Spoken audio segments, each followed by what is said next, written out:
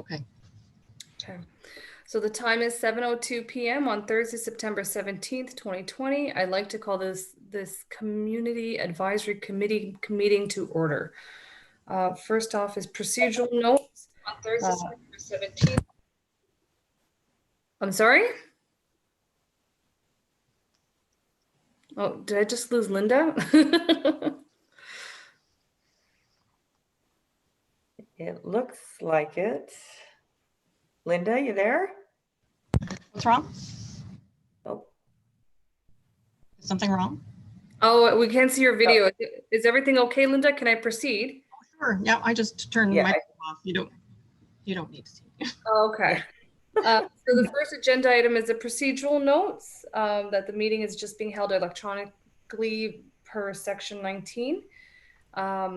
Second agenda item is the approval of the agenda. May I have a motion to approve the agenda? Well, has everyone had a chance to review the agenda, I guess? Yes. Can I get someone to please approve the agenda? I'll approve. I'm sorry, who's that? Oh, Laura approving and seconded by Chris. I just want to make a comment, actually. Okay. There's an item on there about the anti-idling bylaw, and I have a motion that's pending on an environment advisory committee. So I know I have a rather large agenda tonight. So I'd like to at least push that to the end of the agenda tonight, just in case we don't get to it, because that might be deferred to the Environment Advisory Committee. Would anybody have a problem with that? No problem with that. No, that's so. Can I get a? I did have notes that I wanted to make. Could I send those to you privately then, Councillor Gilliland? Absolutely, absolutely. Okay, so can I get a motion to move that agenda item to the end? Thank you, Councillor Gillian. A seconder? Sarah? Awesome. Okay, so other than that, can I get approval of the agenda? Councillor Gillian, and seconded by? I could second Laura. it. Thank you. And then is there any declaration of punitive? Could we just have a vote on the agenda, approval of the agenda? Shoot, sorry. Can I call a vote? All in favor? Yep. Okay, I think we're good. Anyone opposed? No. Okay, so next agenda item is declaration of Oh, Linda, how do you say that word? Pecuniary. Pecuniary interest and general nature thereof. Is there any declarations at this point? Okay, so I'm seeing that there is not. So I'm going to move on to agenda item number 4, receipt of the minutes. Our last meeting was February 20, 2020. Do I have a motion to approve these meeting minutes? Councillor Gillian, and seconded by Sarah. Can I vote? Can I call a vote? All in favor? Yep. Okay, is anyone opposed? Great. So we have no delegations tonight. Okay, and then for matters for consideration, are we okay to move to matter 6.1, the master transportation study update? Is Jonathan Chai on the line? Yes, he is. So firstly, we're going to have a presentation by Jonathan, project manager at HDR Inc. Michael, would you like to introduce Jonathan? Why is Michael there? He is. Hi, I'm sorry. Try to unmute myself. Good evening, everyone. My name is Michael Batt. I'm the transportation analyst with the town of Aurora. So I just want to give a little bit of background information about the transportation master plan update that we recently completed. So again, the town recently retained engineering firm HDR to complete the transportation master plan update. There are 2 major components in the master plan. The first one being evaluate where we are now by looking at the existing demand capacity. And the second component is what are the options the town can consider to accommodate future growth. So based on the information presented in the master plan, active transportation improvement was identified as a practical solution. So this report will focus on active transportation components, including looking at pedestrian network and cycling network. So now I'll pass on the screen to Jonathan Chai, who is the project manager from HDR, to make a presentation to the members of the committee. Great. Thank you, Michael. So just sound check and screen check, just to make sure that you guys can see everything and that you can hear me clearly. Yes. I it's see fine. thumbs up. I hear yes. Okay, great. Thank you. So as Michael mentioned, my name is Jonathan Chai. I was the consultant project manager for the town's master transportation study, and I'm pleased to be speaking to you tonight on this work. So just a brief outline of my presentation. Firstly, I'll give you just some context of the study as a whole. Then I'll go into kind of the needs and alternative solutions that were considered through the study. And then as Michael mentioned, I'll be focusing on the cycling network recommendations. So the town undertook a town-wide master transportation study to review and address existing transportation needs, as well as to support the growth of the town out to the horizon year of 2041, so 20 years from now. And we did build upon the recommendations of other planning documents, including provincial plans and the regional 2041 regional plan, as well as the Barrie Corridor plans to improve the GO rail system, including the works at the Aurora GO station that are happening. The regional plans, including the York Region TMP, which was last completed in 2016, and their plans for a lake-to-lake cycling route and walking trail, as well as municipal plans, including the town's own official plan, the Aurora Promenade Concept Plan, the past Master Transportation Study, as well as the past Cycling Trails Plan. So in terms of future growth in the town, in terms of the planned growth, we did build upon the best information available to us at the time of our work, which was the region's 45% intensification scenario. We do recognize that the assumptions that we used here are subject to ongoing study by the region, which is happening through the municipal comprehensive review. And that is why these studies are typically updated every 5 years or so, because the forecasting work is constantly evolving and changing. So this study is based on the assumption that the town is going to grow from about 63,000 in 2019 to almost 80,000 by 2041. And jobs in the town will grow from about 30,000 today to about 38,000 by 2041. And we are building upon York Region improvements, including 4-lane road widenings, some on St. John's Side Road, which already happened, widenings of Bayview Avenue and Leslie Street, grade separations, including the works at the Aurora GO station on Wellington, future grade separation planned at St. John's Side Road, and the potential Highway 404 interchange at St. John's Side Road. Also building upon regional transit network improvements, including frequent transit network service in the light blue lines they see there on pretty much all of the regional roads passing through the town. The Viva Next plans on Yonge Street, Highway 404 bus service and commuter parking lots. And finally, the regional plans for cycling throughout the town, as well as local cycling routes.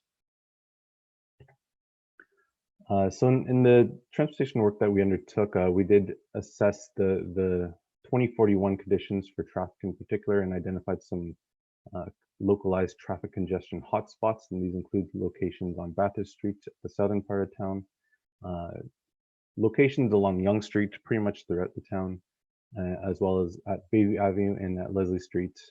And you can tell that there's a lot of demand for people to get to Highway 404 in peak times. So we did consider 4 broad alternative solutions that pertain to the town. Alternative 1 was the do nothing scenario.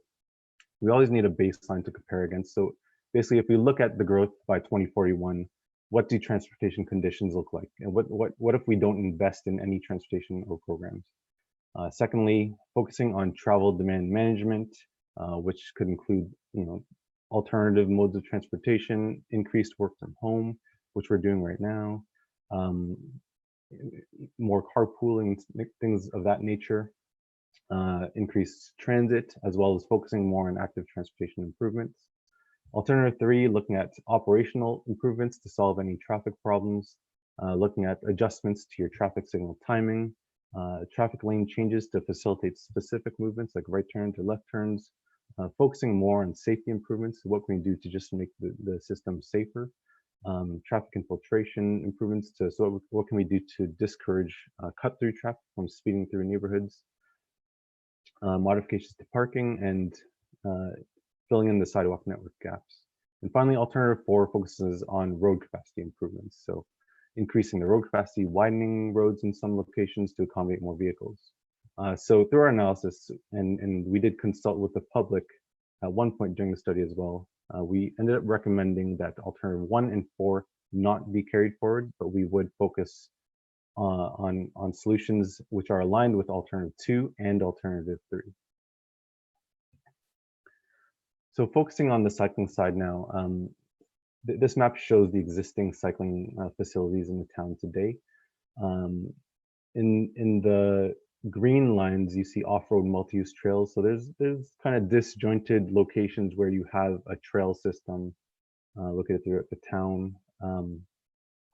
In the brown lines are shared roadways. So a number of locations through the town are identified as the town cycling network, but these are all shared streets where cyclists don't have any protection relative to cars. And there are some higher order cycling facilities, such as bike lanes, which are in the orange. They're only located in the northern part in the newer subdivision. South of St. John's Side Road. There's some paved shoulders in the red lines, more so on rural type regional roads, and so on and so forth. So we undertook an analysis that focused more on what I'll call quick win solutions. So looking at the existing curb to curb roadway, is that roadway wide enough to accommodate at least dedicated cycling facilities in the form of bike lanes? So what we found was there are a number of collector roads in the town. So those brown lines that were shown on the previous map, the pavement is actually wide enough to accommodate some form of bike lane in order to narrow the vehicular lane. And studies show that narrowing those vehicular lanes can provide a visual indicator to drivers to slow down. And we felt that these could constitute some good quick win solutions for the town to develop a more comprehensive cycling network. In locations where there wasn't enough paved width, we recommended just keeping it as a shared facility. So Kennedy Road up here, for example, was one such recommendation. St. John's Side Road up here, we had a recommendation to implement paved shoulders there. And Vandorf Side Road down here, there was an opportunity to recommend a dedicated, separated, shared pathway, building upon the existing pathway that's further west there. So I'll go into a bit more detail on some of these through some case studies. Oh, one more thing I wanted to add here was that given that the analysis that we undertook was focused a bit more on quick win solutions, we do have a recommendation for the town to complete a more thorough and detailed active transportation master plan to get into a bit more detail about what more work can the town do to provide a more complete and comprehensive active transportation network so that cyclists in particular can get around the town safely. In terms of some case studies, so Industrial Parkway South, so this street had an 11-meter pavement width. So with that, we're able to identify 2-meter bike lanes on either side with 0.5 meters while narrowing the driving lanes to 3 meters. And we do recognize that there may be some trucks using this street, and we would recommend that trucks would still be allowed to use this, but cyclists certainly would need to be careful when you have a large vehicle driving in close proximity to them. Henderson Drive has a similar pavement width, so same solution recommended here, just a different context. Glass Drive and Seton Drive are collective roads in residential neighborhoods. These have narrower curb-to-curb widths, not wide enough for bike lanes. So what we're recommending was narrow lanes, so down to 2.8 meters, which is narrower than typical, but on a slow 40-kilometer-per-hour residential street, the guidelines do recommend that this is acceptable. But what we're showing here are called edge lines. And so these have that visual effect of slowing traffic. And they're not wide enough to be considered actual bike lanes, but they may kind of serve as something to both slow traffic down, as well as provide some space for people to use their bike in that space. Murray Drive was interesting because it had different widths. So one section of Murray Drive has a 13.5 meter pavement width. And in this space, we showed the ability to provide a 2.5 meter parking lane with a 1 meter buffer to a bike lane, and that allows you to mitigate any issues with dooring of cyclists. 1.5 meter bike lane, 0.5 meter buffer, and 3 meter driving lanes. Another section of Murray Drive is 9.5 meters in width, and in this location, we can have 1.5 meter bike lanes on either side with 3.25 meter drive lanes. Kennedy Street, as I mentioned, is a very narrow street. It only has 6 meters and really no space to widen the road at all here. As you can see, sidewalks are right up against the curve on one side and no sidewalk on the other side. So there's not much you can do here in this older part of town. So in this location, the best you can do is add what's called a sharrow, indicating a desire for cyclists to encourage drivers to share the street with the cyclist. And that's it for all the case studies and our recommendations. I guess we'll take some questions if there are any. Laura, I have one question or comment. You know, on the existing plan that you show with the cycling lanes on, particularly on the trail system, how do you determine what constitutes a proper cycle lane? Because I don't know how much you personally cycle, but if you've been through any of those routes that say it's a shared pathway, it's really not suitable in many spots, especially around the leisure complex and just south of St. John's for anything other than, you know, really a road bike, not a road bike, mountain bike. If you can't use a road bike on it. I also have a hybrid, and in many cases it's often washed out, and you know, it's just not suitable. Heaven forbid somebody want to push someone in a wheelchair or anything. So, you know, these are fantastic quick win solutions, and I'm all for them. But I just wondered if there's also any consideration to improving the existing shared pathway to make it more amenable for cyclists and anyone who has a disability. Thanks, Laura, for your question. So I think, are you referring to like the grading issues where you have kind of steep hills that come down and come back up? Yeah, and just overall having a gravel path as opposed to a paved path like they have in Newmarket on the Tom Taylor Trail. Right. Yeah. No, I agree. Like doing what we can to make the infrastructure more accessible to all types of cyclists, I think is really important. And those are the kinds of things that we need to think about when we are designing the infrastructure that we recommend. Certainly, like if there are issues like that in the town, that maybe that's something that can be a key point of focus in the active transportation master plan, as the town wants to make sure that its cycling facilities are accessible to all of its residents. But yeah, my legs have definitely felt that burn many times. I don't mind the workout. It's just about being safe and making sure if someone's trying to use it to commute, you definitely could only do it on a mountain bike. Understood. A question as well. That's okay, Jonathan? Yep. Yeah, so great plan. This is really exciting. Something I'm super interested in. For the proposed bike lanes, is the town considering signing? So just the simple, like you showed on the shared paths where you have the bike imprint in the lane, because I think visually that just helps drivers recognize better that that's a bike lane and they should slow down and be careful. And it seems like it'd be a kind of a cost-effective part of the plan to make sure everyone recognizes that it's a bike lane and they should treat it as such. Yeah, I think traffic signage is certainly an important part of the equation to raise awareness that there is something there that needs to be paid attention Yeah. to. And there is, it's called Ontario Traffic Manual. They have specific recommendations and guidance for the use of various pavement markings and signage to make things as safe as possible for the people using those facilities. So I think absolutely when the town gets to the implementation stage, the town in the design stage, the town should definitely looking at all the best guidance to. Perfect. The more of those bike stamps, the better, I think. and yeah, the town may want to do the colored paints, like green, for example, and yeah, their towns may use different colors, but and it can be expensive. I won't.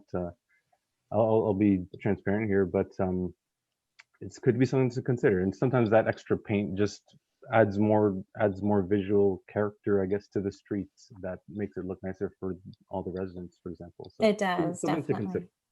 And just a second part to that question, is the town considering the bollards, like the plastic bollards, just to further visually define it? Yeah, again, similar answer to what I gave previously. Yeah. That's definitely something that should be considered, in my opinion, at the design stage. Now, I'll say, like, our office is on Highway 7. So you got like transit lanes, 3 lanes of traffic in each direction, and a tiny little bike lane. And one part of Highway 7 doesn't have those bollards. But another section, they added those bollards in, and those bollards, at least just visually, they made a big difference to the cyclists. So absolutely. Thank you so much. I would have some comments as well. Sarah? Go ahead, Sarah. Thank you. I am a walker by nature and not a cyclist as much. However, I do cycle with my family quite a bit. The first thing, when you were talking about safety improvements, one of the things that as a walker I have brought up to the town previously, but has not been implemented, is if you press a button at a crosswalk on the south side and then cross over to the north side, because you have your journey would take you in that direction anyways, the light does not change to green for the pedestrian crossing on the north side. It only changes on the south side. And that sometimes can get you into conflict with drivers who think that they have a right of way. They clearly don't, but that is something that I have noticed previously. And that's a very simple fix in terms of programming, I think. And that should be something that should be implemented, I think, as soon as possible. Second of all, I am just now learning that Seton is a bike path, and considering that is a roadway that I use fairly regularly with my children while on bikes. It's not signed in any way. And I think that especially in some portions of Seton, coming off of Henderson, there is a fairly quick speed that is achieved by most drivers. That would be helpful to have some kind of signage to indicate that that is a shared space as opposed to a driving space. I think that oftentimes drivers think that the road is theirs, and that it's not really true, but sometimes that does feel that way. And as a cyclist, you're in the way. And so it would be really great if these proposed bike lanes are signed as such. The other thing is, with regards to Henderson, it would be really great to have a stop sign at Seton in order to slow the traffic flow at that particular spot, because that's really where we see drivers speeding up, because it is 60 kilometers per hour on the other side. And it's also right around that turtle crossing area. And it would be great to have that slow down at that point. Okay, and also, having traveled to some European destinations, such as Denmark, one of the things that I thought was really fascinating was how they created roadways that created more confusion for drivers, but then thus reduced the speed of drivers and gave it the pedestrians and cyclists so much more agency in that area and safety, because the drivers did not feel like they had that full sense of entitlement to the road. And I'm just wondering if we're going to be implementing anything along those lines, especially, honestly, I'm thinking around Library Square. It would be really great to create that idea that drivers are not what's being catered to, that people are. And it's not that drivers are prohibited, but that you have to be, as a driver, more aware of your surroundings, and you have to be cognizant that there are going to be people walking and cyclists crossing, and not necessarily at marked destinations. So I think that would be my comments. And I'm not sure that I have any other questions. Thanks, Sarah. I think that Dennis has some questions, though. Yeah, Dennis has a question. Does this plan allow for the option of physical barriers or separated bike lanes? Is this a winter-proof plan? So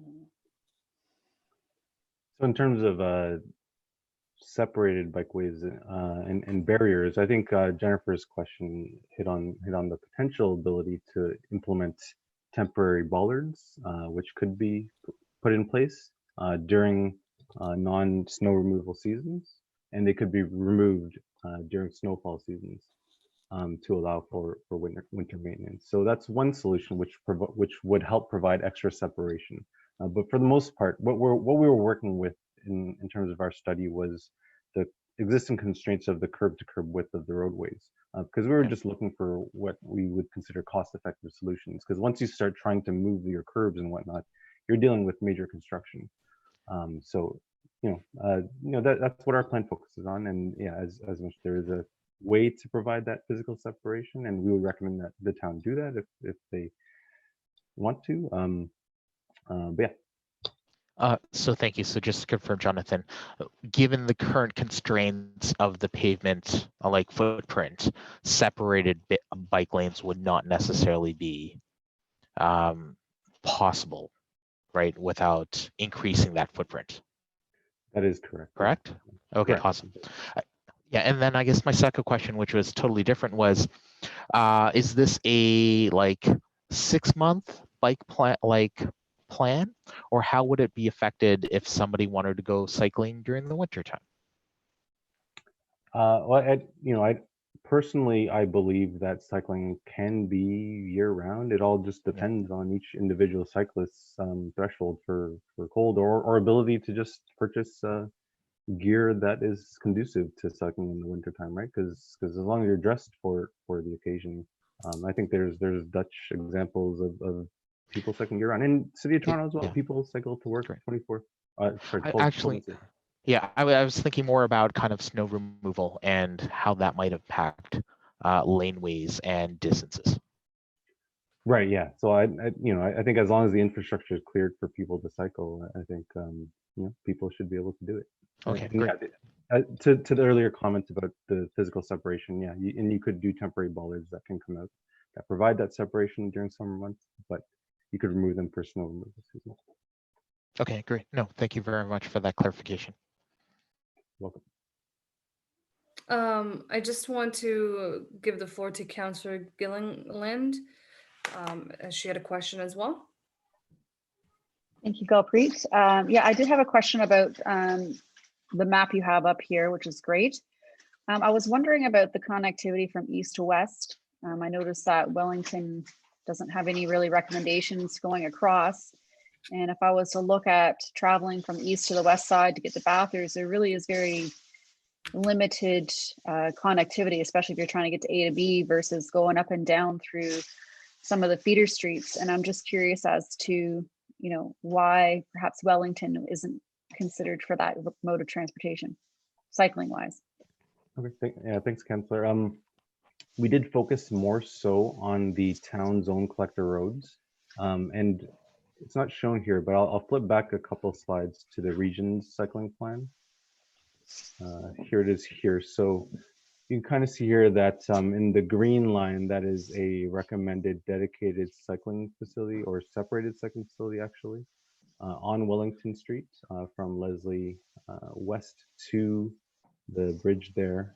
But then it would be considered a local cycling route. So I guess that's for the town to determine what to do, I think, with that roadway. Actually, no, sorry, I'm looking at the legend as I'm speaking. Actually, it says a dedicated cycling facility because it is a regional road through Yonge Street. So there is a plan by the region to have dedicated cycling lanes through Yonge Street, but not necessarily to Bathurst. So, you know, again, we didn't look at that as part of our work, but that is what the region is planning. Okay, so from what I understand, then there is no plan to connect Yonge and Wellington west to Bathurst at this time. Not at this time. Okay. And I'm a I little would say saddened by that that because this is projected for 2041, and I just would have liked to have seen some sort of projection, but obviously you're saying at a regional level they're not providing that. Or I know there's like parts of Yonge Street are town owned, Wellington's regional, but you have this dotted pink area, so I'm a little confused. So you suggesting that the dotted pink area is the town owned part where we determined, and then after that, is that town or is that regional owned? I'm pretty sure, I'm pretty sure Wellington remains a regional road through to Bathurst. But yeah, like you're correct. It does appear to be a gap in the plan. Michael, go ahead. Yes, Wellington is a regional road. There's no part of Wellington is owned by the town.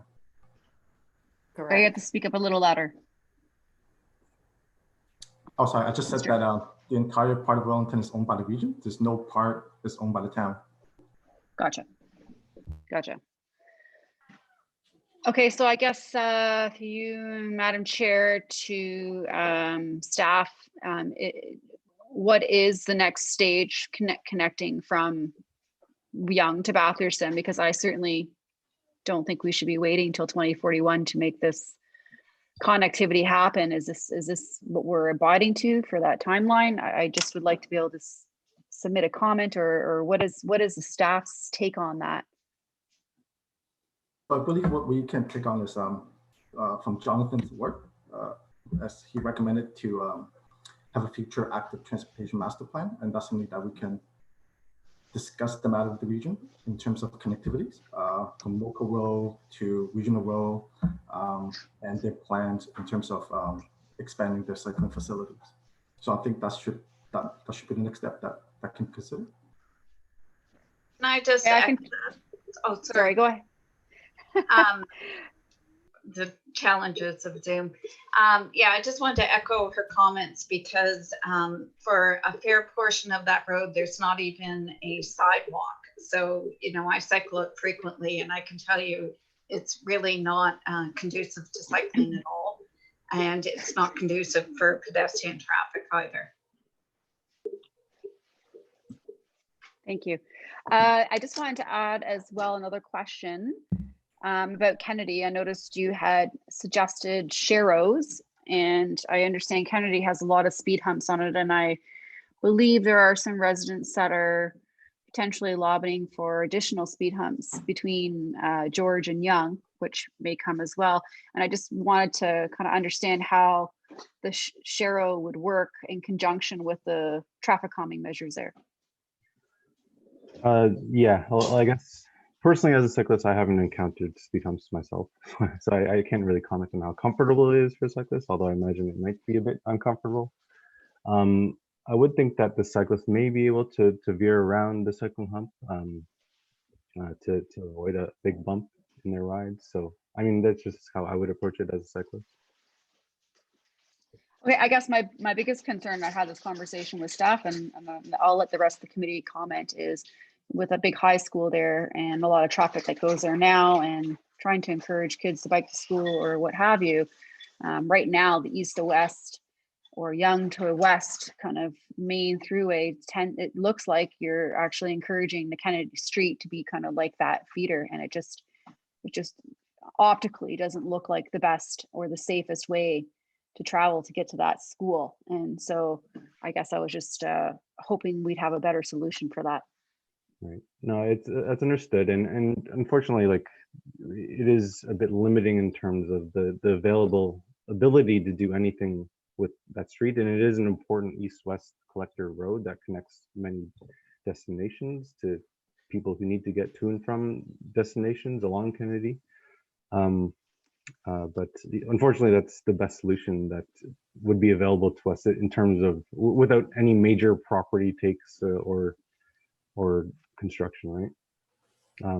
I mean, there are other solutions which would be more significant, such as, you know, there are more ways to change the look and feel of Kennedy Road to encourage it as a more pedestrian or cyclist focused street, and that is something that the town could embark on. However, that is I would say that would be a significant project that the town could consider if they want to really consider really changing the look and feel of Kennedy. You know what I mean? Thanks, Jonathan. And I think Sarah raised that point about the infrastructure in Denmark. I think it was where they do have the infrastructure that does promote walking and cycling as the first choice, essentially, right? Gotcha. Thank you. That's all. You're welcome. Okay, and I just wanted to share that Chris had to sign off, but he just wanted to make a comment that he's seen similar temporary barriers in other towns, including Port Perry, and felt they were very effective. Okay, so thank you, Jonathan. May I have a mover and a seconder to put the item on the floor for discussion? I'll move. Laura and seconder. I can, Sarah. Sarah, thank you. So the report has been received and the committee's comments regarding the recommendation for active transportation has been received and referred to staff for consideration. Can I get a vote for all in favor? Can I just make a comment real quick? Yep. Thank you. I just kind of wanted to shout out to Jennifer Salt. She had sent me a document on cycling within Aurora with some ideas, and I want to thank her for that. We had met before COVID a couple months ago, and I know that, Jen, you were away and couldn't come to the last Community Advisory Committee meeting because we had some discussion on that, and I know you really wanted to be there, but I did forward engineering your presentation, and they did take that in consideration in putting this master transportation plan together. So I just kind of wanted to throw that out there. So thanks again. Thank you so much, Councillor. So a vote, please. All in favor? Aye. Aye. Anyone opposed? All right. All right. Thank you, gentlemen, for coming. And I guess we'll move on to our second agenda item. The memorandum from the manager regarding Library Square, regarding the cultural master plan update.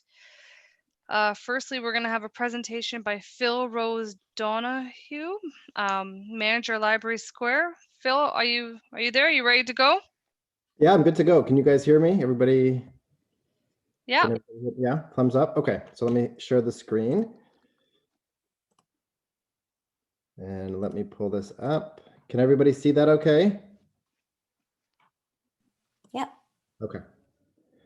Wonderful. Okay, let me begin. First of all, I just want to say thank you so much for having me this evening. As Balpreet mentioned, I am the manager of Library Square. My name is Philip Rose Donahoe, and I've been in this position for about 1 year, started July of last year. So I've had the privilege of working on the Library Square project for just over a year now. In addition to working on the Library Square project, one of the tasks I've been responsible for is to do a revision and update to the municipality's cultural master plan. So we're in the process now of working on that. And so tonight I'm just going to provide you a very brief overview of our efforts to date and upcoming efforts to work on the town's cultural master plan. I'm going to begin, for those that aren't quite familiar with what cultural planning is, just with the province's definition of cultural planning. So I just read it really quickly off of here. Oh, sorry, 1 second. I'm trying to move you over.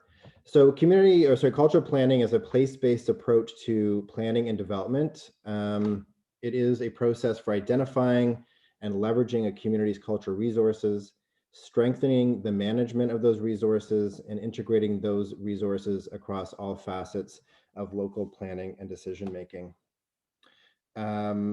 So cultural planning really became a provincial priority about a decade ago, about 10 years ago in 2010, when the province began to provide municipalities in Ontario with grant funding through a program called the Creative Communities Prosperity Fund.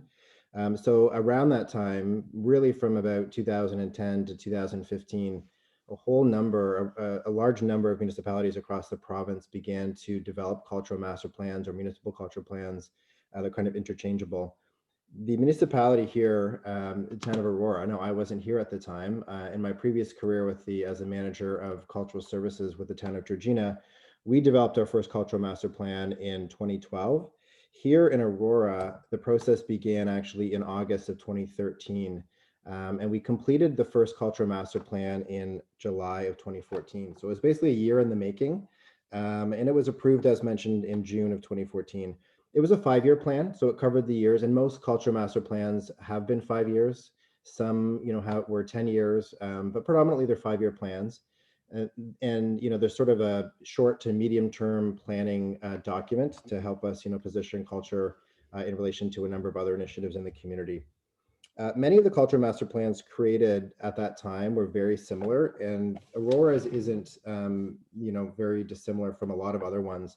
There was also a small handful of consultants that worked on these plans here in Ontario, and the one in Aurora was developed by a gentleman by the name of Greg Baker, who was kind of all over the place at that time with a consulting firm called Authenticity, and then Miller, Dickinson, and Blaze.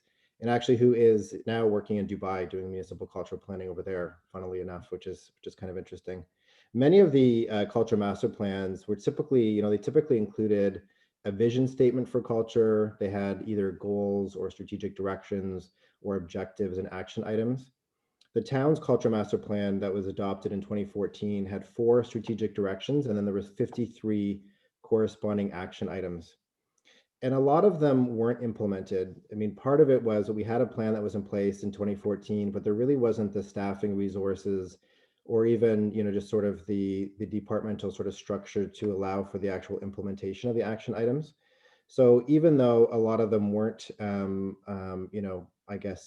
intentionally implemented, there was still a number of accomplishments that the town achieved between 2014 and 2019.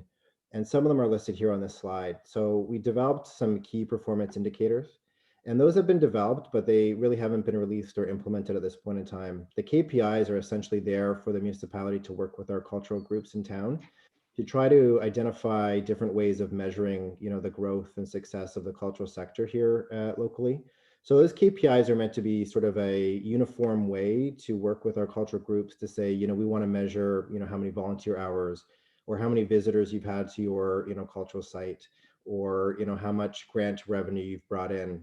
So the KPIs are really meant to be kind of this uniform umbrella way of measuring the success of the cultural sector. We also developed a cultural asset directory. Back in 2010, one of the things that was really in vogue at the time was a thing called cultural mapping. And it was basically, identifying cultural assets in a community and placing them on a map for people to, it was a way of promoting them, but it was also a way from a planning perspective to understand where creative clusters were in your municipality. So for example, if you knew there was a cluster of, graphic design firms in one part of your community, you might make strategic, investments in that from a municipal perspective in that area, to support the growth of that field. So we have a cultural asset directory. It's less of a map and more of a directory, more of a database. And again, it's one of those things where it's always in a beta form because, cultural assets move and they leave a municipality and new ones come in. And the other thing that's kind of dynamic about a directory is that there's a lot of, it's easy to track something like the Hillary House or the Aurora Historical Society or the library or the Cultural Center. It's a lot less difficult, or a lot more difficult, I should say, to find those individual artists that are, practicing their, creative profession in your community, but maybe doing it in their basement or, a garage studio or something. They're contributing to the creativity of the community, but it's difficult sometimes to know that they're out there. So oftentimes the cultural asset directory is much larger than actually is there on the directory itself. We also have a cultural partners network, which is 9 organizations that we've identified as our cultural partners that we work with in implementing cultural planning initiatives. The other thing that we've done between 2014 and 2019, which is directly related to my job, is the Library Square project. So the Library Square project really kind of complements and builds on the promenade study, the work around the cultural district and downtown revitalization. It also speaks to the need for creative spaces for creative professionals and creative individuals. And that was identified in the Culture Master Plan in 2014, that we needed these spaces for culture to thrive, and we needed spaces that were affordable, that were located, close to mass transit. And those are all those things that, Library Square provides. And Sarah, I know you mentioned, I sort of took note of the need for making the Library Square area a little bit more pedestrian friendly and having the ability to have bikes in that area. I really appreciated that, because I think that's an important part of what we want to do, to be able to make it a safe place for people to come and ride their bikes or have a bike share program down the line. We had a transfer recently of the Aurora collection from the Historical Society to the town. That was also identified in the Culture Master Plan. And in 2017, we worked with our cultural groups to celebrate the sesquicentennial here in Canada. So we began the process of updating the Culture Master Plan. And so our goal is to have the plan, again, be a roadmap for nurturing cultural assets in the community over the short and long term. So we're looking at a 3 to 5 year plan that will be, kind of a breathing document that we will sort of act on and revise accordingly, but then do a full refresh every 3 to 5 years. The plan is meant to speak to the various themes about how cultural planning decisions are made and who they're made by. Cultural, the creative sector and cultural industries, they thrive when, we get rid of a lot of the red tape. And the one thing we don't want is this to be a top-down municipal approach where we don't empower, the cultural community out there to also take ownership of the Culture Master Plan and growing the creative sector. So it's important that we understand whose decisions, who makes the decisions and how they're made. We also want to make sure that community engagement is a really, pivotal part of what we do with our Culture Master Plan. And again, just sort of talking about cultural development as a shared responsibility. So we began the process, I'm just being aware of time, I think I've got a couple minutes left, but we began the process in January of this year, and we kind of got sidetracked with COVID. We began with the formation of a collaborative leadership team. And the collaborative leadership team comprised the 9 cultural partners that I mentioned previously. So the Historical Society, Cultural Center, Society of York Region Artists, the Public Library, the Potter's Guild, the Farmers Market, the Sports Hall of Fame, Theatre Aurora, and then the Aurora Seniors Association. And on top of that, we had some, key town staff as well. So we had our first meeting in February of this year. But again, all of the subsequent plans to meet over the course of this year were sidelined until now. We're about 5 months behind.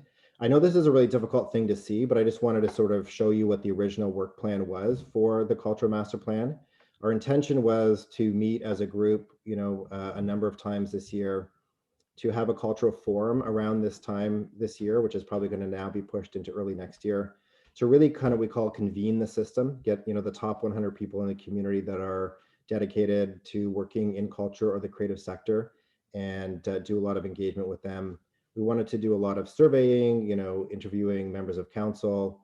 And really the plan was that we would draft the plan in the spring of next year and bring it to council sometime in the summer of next year.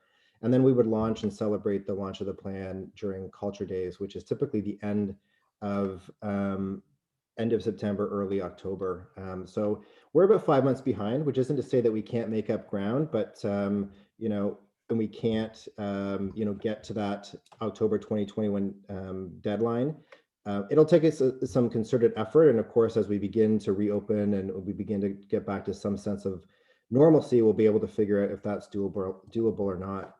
For now, we've revised our work breakdown, but we haven't really been able to put specific dates to, the different phases of our project. So we're kind of still in the project initiation and early development stages. At some point, we'll move into creating a draft and then bring the report to council for approval. And then the really fun part is actually launching and celebrating the Culture Master Plan in the community and continuing to work with our cultural partners and community groups to implement the plan. So really the purpose for being here tonight is just kind of introduce what we're doing on a cultural planning front, to seek your feedback and offer an invitation to you as committee members just to see how, as we begin to revive the process of working on our cultural master plan, how you feel like you would like to be involved in the process. Is it something that this committee would like regular updates on and just be informed of our progress? Do you want to be consulted and have some feedback? Or even a step further, do you want to be involved? Even, potentially somebody from this committee on our cultural or collaborative leadership team that would be meeting and making decisions about the master plan. So I'll leave that sort of as an invitation for this group to think about. And certainly it's not something that you necessarily have to provide, an answer right away. But it's an invitation. And certainly if there's any questions or feedback, I'm happy to take them now. I would also welcome any feedback you have at a later date. And here's my contact information that's also available on the town website. So I look forward to working with the committee and getting your feedback and figuring out how we can make a cultural master plan that kind of reflects and speaks to your mission and mandate as a community advisory committee. So I'll end it there and open it up if anybody has any questions. Hi, it's Sarah. I guess, so I will just go ahead. Here's my background. I am an artist who lives in Aurora. I have not connected with the Cultural Center Tuesdays in the past few years because that timing has not worked out for me with regards to childcare. The other part is I have been running a school art fair at our school at Regency Acres over the last 2 years. And a big shout out to Shelley Ware for her support in providing stands for display because that has been part of the success of the display. And I think it's really important to talk about that just for a moment because at Regency Acres, we have a number of students who come from a variety of socioeconomic backgrounds. And some of the students for the very first time saw their work displayed and how important that was. And they also said, wow, this is just like an art gallery. And somebody said, well, you've been to one, right? And they said, no, I've never been to one. So this might be the only opportunity for these students to reach into the world of art and culture. And I think that that's really vital coming at such a young age. But I have reached out to the Cultural Center to help support us. And they said, no, we have a strict no lending policy. We're not going to help you out. Shelley Ware was very helpful on the other hand. So I think that's why I wanted to give credit where it is due. And I think that the other part is when it comes to building a cultural community, there's a variety of ways that can happen. And sometimes, I know this is going to sound silly, but you need to do it at a variety of times. It can't just be mornings because some people don't have childcare or they have to work. It has to be evenings as well. It should be weekends. And one of the easiest ways you can get people to come out and be engaged is to offer them food or drink.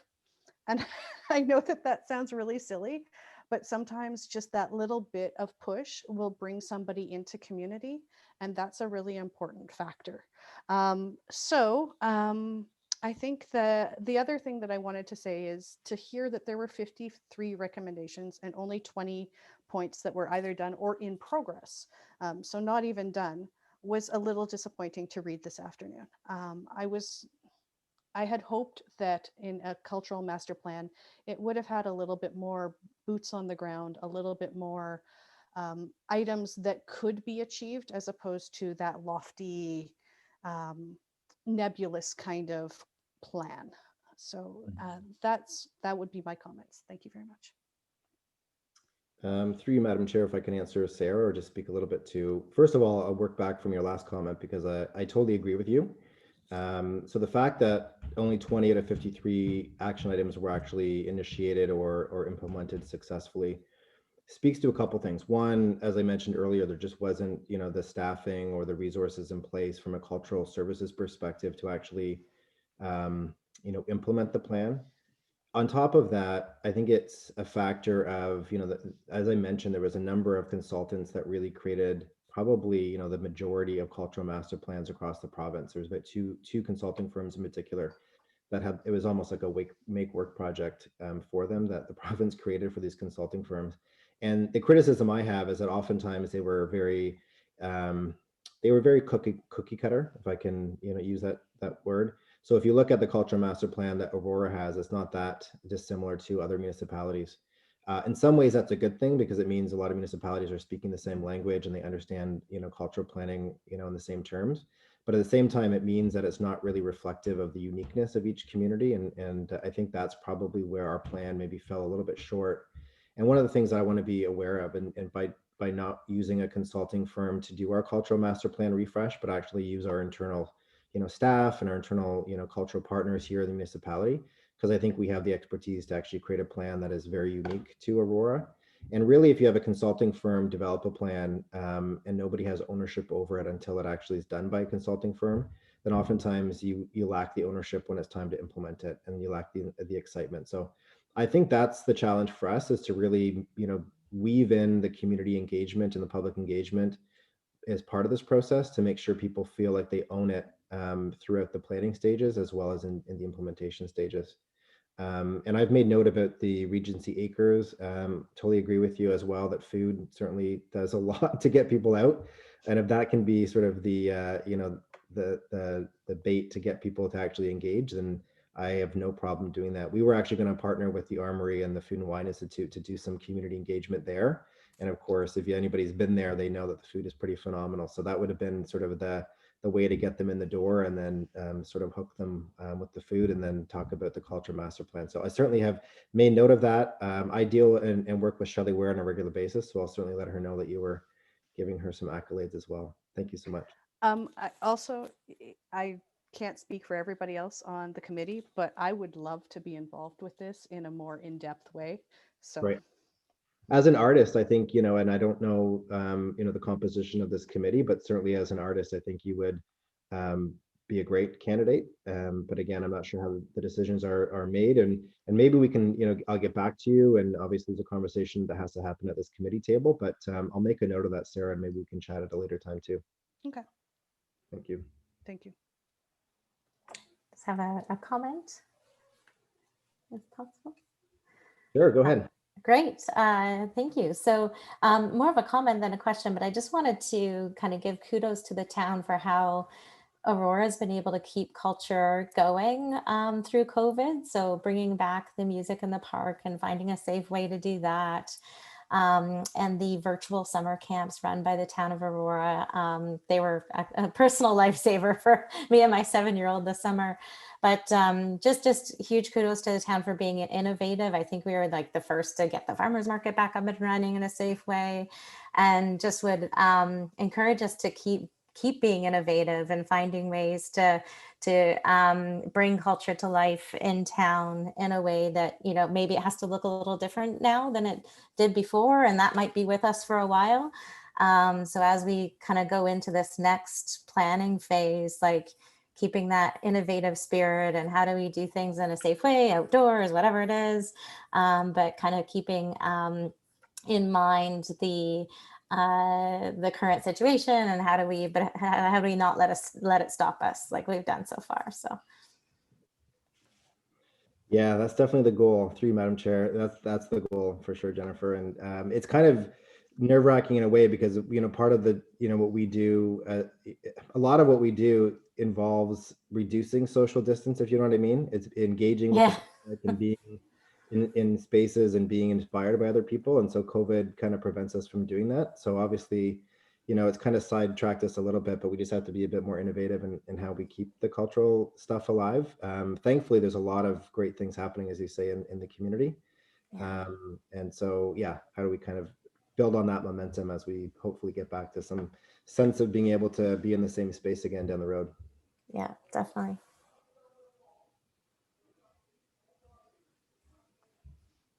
Is there any other questions? Sorry, if I can just add one more thing. Phil, with regards to the whole idea of culture and art in the community during times of COVID, one of the most interesting things that I've seen is front yard installations that has been happening in Toronto and a few other places. And it would be wonderful if the town could encourage something along those lines, whether it's that it is in front yards or whether that is in more public spaces, but something along those lines. Even if you were to give a small stipend to artists to do something, sometimes it's the push that's needed to create something that is interactive and does bring people together. Because if you're walking down somebody's street and you see something that is signed as part of the town of Aurora, and stop number 20 on a tour or something like that, everybody's out there walking right now. Everybody's out there on their bikes, and they're noticing these things, and we have a real opportunity to create that sense of community. So it would be lovely to see something along those lines happen, if at all possible. Yeah, through you, Madam Chair. I love it. I love the idea. And Sarah, if I can, I wrote it down. And maybe again, I can follow up with you by email at some point, maybe just to pick your brain about how that might actually work. And we can maybe make that happen for next year. Okay, thank you. I'm gonna give the floor to Councillor Gilliland. I'm sorry, I think I'm butchering your last name. That's okay. Gilliland. Gilliland. Thank you. You got it. Thank you, through you, Madam Chair. Just a quick comment. Thanks to staff for bringing this to the Community Advisory Committee. I know it's been a long time coming through COVID, and I've certainly had the pleasure of hosting roundtable discussions with Phil and staff and the cultural partners and beyond, which has been great to kind of keep this initiative afloat. So I'm really glad we've been able to stay connected.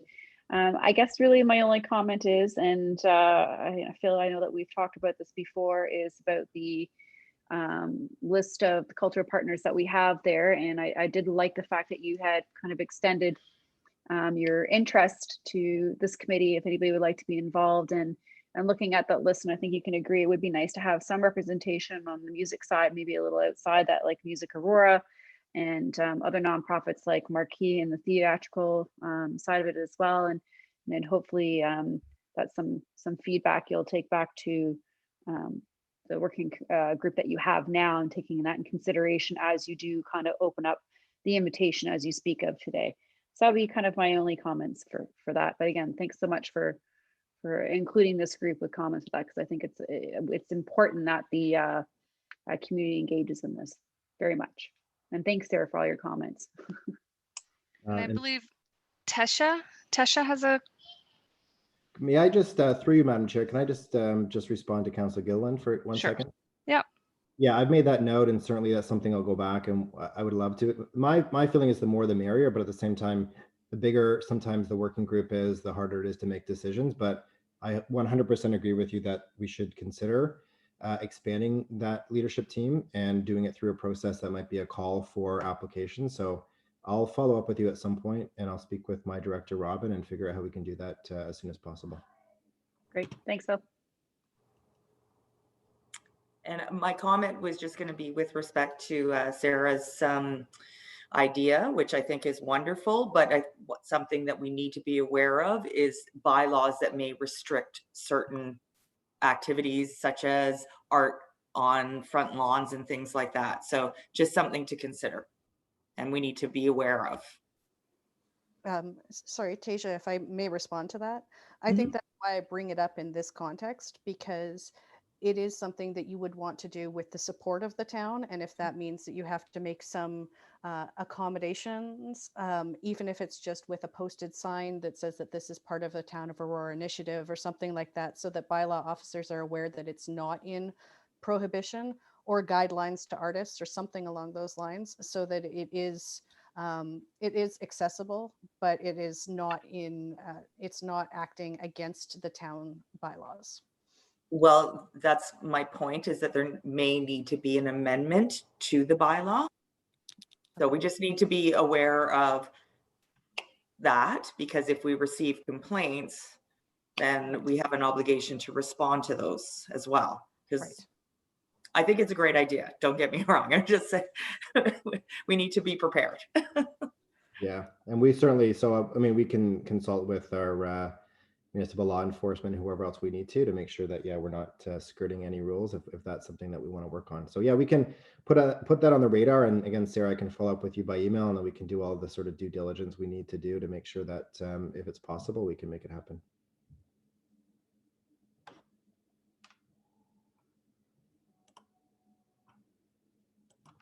Okay, is there any other questions or comments?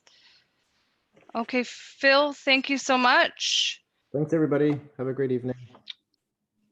May I have a mover and a seconder to put the item on the floor for discussion? The memorandum regarding the cultural master plan update received and the community advisory committee's comments regarding the cultural master plan. Sarah is the I will mover and Laura is the seconder. Great, can I get a vote to pass? All in favor? Is anyone opposed? Great, that's passed. And so the third item we've shifted to the bottom of the agenda. So I'm going to move on to item 6.4, the implementation of automated speed enforcement program. May I have a mover and a seconder to put this item on the floor for discussion?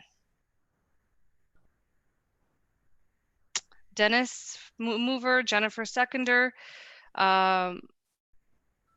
Is there a staff member present that wants to speak to this? Yes, I'm here. Michael. Oh, hi, Michael. Go ahead. Hi again. Hi again, everyone. I'm the author of the staff report, and I just want to. So the whole purpose of this staff report is to present to this committee about the automated speed enforcement program. So, what is ASE?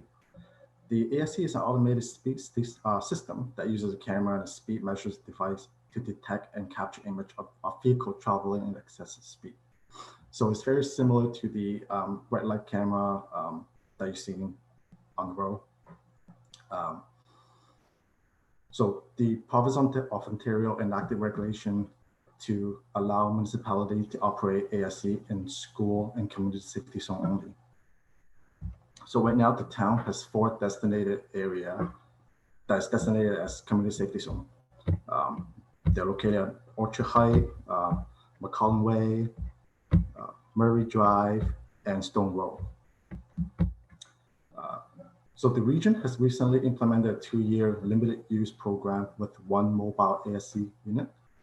And the whole purpose of it is to assess the technology and as well as the impact on the region's court system. The mobile system will be deployed at the town on Wellington Street and Bloomington Road.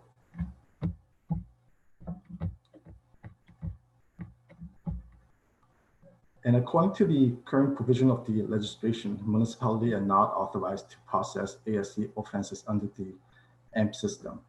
And so let me go back a little bit more detail, but the AMP system is what we use to process bylaw related offense, like parking tickets, noise bylaw. And so those are not processed under the court system. So to create a more efficient system to allow municipality to operate and manage these bylaws. Now, staff recommends to defer the implementation of this program until the region has completed the 2-year limited use program. And the reason is we don't have too much information about the technology right now. So the region is assessing the technology, how reliable it is, the cost efficiency, and we certainly don't know how many tickets will be generated and what's the impact in terms of the from the court systems. If I could just make a comment, Michael, the town currently doesn't have the AMP system in place. It is our plan going forward. For those of you who don't know, AMP stands for Administrative Monetary Penalty System. So that's where we'd have to have a system in place to avoid going into the courts. So we'd need a screening officer and a hearing officer in order to implement AMPs, and we'd need legislation in place. We don't currently have that, but we will be moving in that direction. Thank you, Tasha.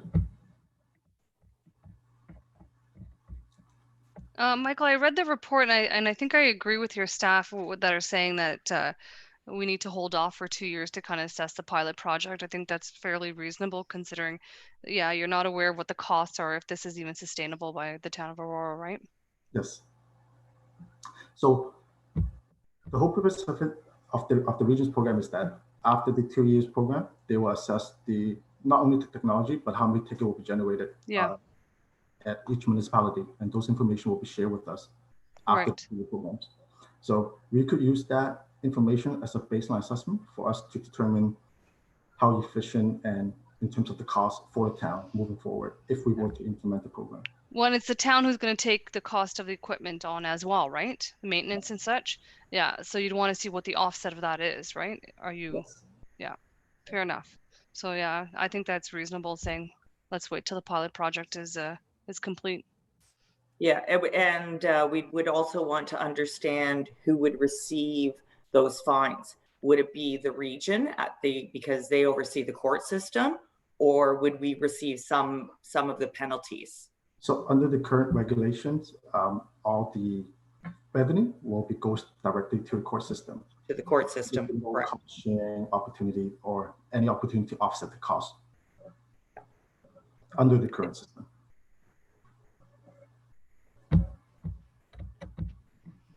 Any other comments or questions? Yeah, I do. Sarah? So I think that I have a couple of questions, and the first one is the goal to reduce speed or to make money? The goal is to reduce speed to make school zone and community safety zones safer. Okay. All right. I understand. And in that case, I think that there may be systemic problems in some of those areas, as well as the speed issue. So for instance, I travel on the section of Murray Drive that is targeted. And one of the problems there is that the slope of the road there is very intense, and your vehicle picks up speed as you're going down, and you've had to depress your gas pedal quite a bit in order to get up that hill. And so either which way, you come into a point on that road where you are traveling at an excessive speed, unless you have to apply a brake in order to slow down. The slope of the road is not conducive to keeping the traffic at a moderate pace. So is there another option other than speed cameras, such as speed humps or something along those lines, that could create that reduced speed and that safety factor that we're looking for, as opposed to just fines? Because I'm not sure that that's the right answer. And I do agree with the safety factor. I would like it to be safer through there. I have often driven through there and been like watching other cars going, whoa, please slow down. It's not, you're going way too fast. So I am fully cognizant of when that's happening.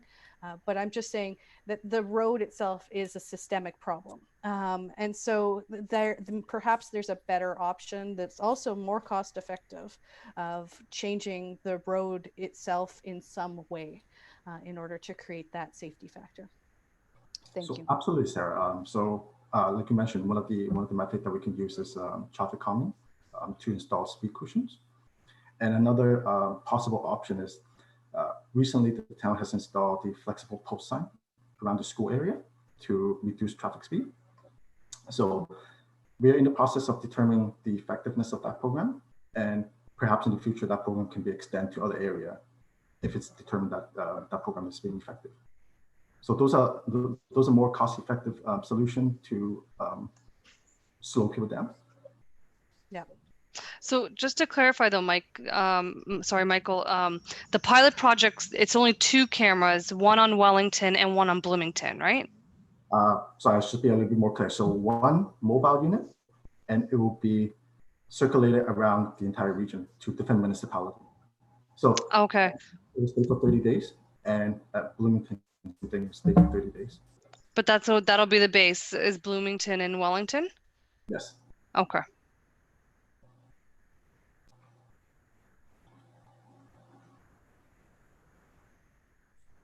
Any further questions?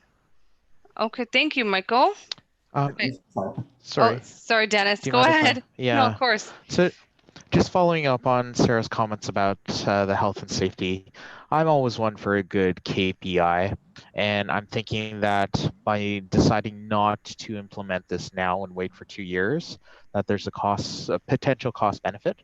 I'm wondering if there's any, do we have any outcome information that we can be monitoring in this time to see if there are safety issues in the places where we think this project would have an impact, and to see if there's any increase during the 2 years that we're not having this implemented. Absolutely, we could monitor the situations. We could perhaps even follow up with the region after 1 year to see if there's any information that they could share with us to see if we can move forward the project before the 2 years. So yeah, I guess that's my only comment. Like I think part of this project is to make the streets safer, and just following up on that, not just so that it's an assumption, but we actually have some data to back that up, that here is the case, and that reduced speed will actually make an impact on the safety of the community. Okay, thank you. Thank you. Any further comments? Okay, so can I believe get... Councilor Zillian has a comment. Thank you. Just a quick question. Through you, Madam Chair, the recommendation of the region focusing on Welling Street and Bloomington, I think that's great. But throughout this whole process, and I'm sure this will come out at General Council as well, committee, are there any examples currently that you know of that you're modeling after other municipalities who have this in place? Perhaps you would know.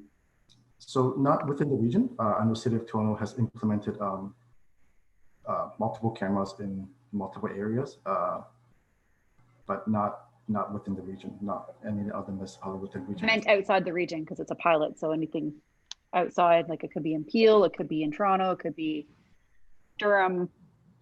Yeah, absolutely. Is it just Toronto? Just Toronto that I'm aware of. Okay. All right, that's all. Thanks.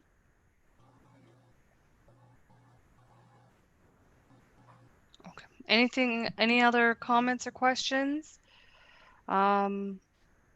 Okay, can I get a vote to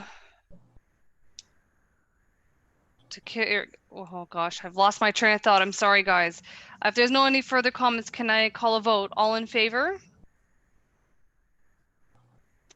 Anyone opposed? Okay, great. Thank you, Michael. And we are going to move on to our next agenda item, which is 6.5. A roundtable discussion regarding the future of the Community Advisory Committee. It was deferred from February 2020. May I have a mover and a seconder to put this item on the floor for discussion? Sarah, a mover, a seconder, please.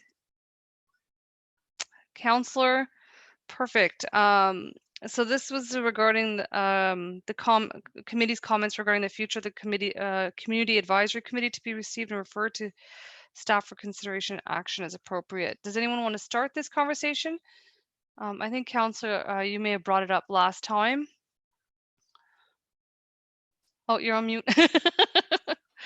Sure, thank you. Yeah, I did bring this up last time because I know that there were some comments around the table from some of the staff members about the committee in general and just some of the roles and the, I guess, the interpretation of maybe from the agenda items and the feedback and such. And I think most of that has been addressed in that sense. Since February, I know in specific, I have had some conversations with staff about the committee in general and just a direction. I don't know if you all know, but this was an amalgamation of 3 committees into one. And I felt I do have a motion that is going to council to bring back the Environment Advisory Committee back as a standalone, because I do feel that, you know, climate change does kind of play its own role, and leave the Community Advisory Committee as the Parks and Recreation, Active Transportation as such, and Arts and Culture, which encompasses quite a bit. So I'm hoping that we can at least spend some more focus in that area. But as far as the kinds of discussion, I think it's great to perhaps put kind of like a standing item at the end of the community advisory agendas where you can have open discussion or comments to be received to the master transportation plan, or say the cultural master plan, or any master plans as applicable to this committee as things change and the community grows. And I feel a sense from this committee in general that those are the kinds of things and feedback that the committee would like to be able to partake in, even if there isn't too much on the agenda at that time, because we haven't been meeting very frequently. And I've heard from some of the members who feel that if we don't have those discussions or put things down, it can sometimes be overlooked and a little bit too late. And I want to give everybody the opportunity to at least have some sort of input in that regard. But I'll let everybody else speak and give some feedback on that. And to just echo your thoughts, are we still comfortable with how often this committee is meeting? Because I think that was the other issue, that when we were meeting, there was a significant amount on the agenda, and I'm not allowing enough time to really discuss and share. Even today, the agenda is very heavy. So I'm wondering if this should be a committee that potentially we look at, I don't know, bi-monthly, like every 2 months, because I think, what is it right now? Or is that just because of COVID that I'm confused?